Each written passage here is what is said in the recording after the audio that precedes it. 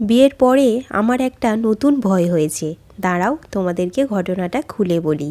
আসলে আমাদের নিয়ম আছে, বিয়ের পর যে শাঁখাটা বিয়ের সময় পরানো হয় সেই শাঁখাটা একটা বছর রেখে দিতে হয়, খুলতে নেই। তাই আমি যখনই কোনো কাজ করি তখনই খুবই সাবধানে করি, সবসময় লক্ষ্য নজর রাখি যে শাঁখাটা যেন ঠিকঠাকই থাকে।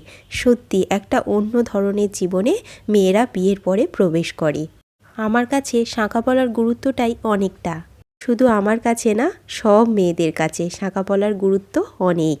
মাঝে মধ্যে ঘুমের মধ্যে তো ভয় পেয়ে যাই, একটু চাপ পড়ে গেলে যদি শাঁখাটার কোনো প্রবলেম হয়ে যায়। তাই ঘুমানোর মধ্যেও একটু সতর্ক থাকার চেষ্টা করি। আমি বিয়ের আগে না কানে গলায় হাতে কিছুই পরতাম না। তাই প্রথম একটু অসুবিধা হতো ঠিকই, তারপরে আস্তে আস্তে ঠিক হয়ে গেছে। আমাকে দেখতে কেমন লাগছে অবশ্যই জানিও, আর সাবস্ক্রাইব করে পাশে থেকো। চলো টাটা।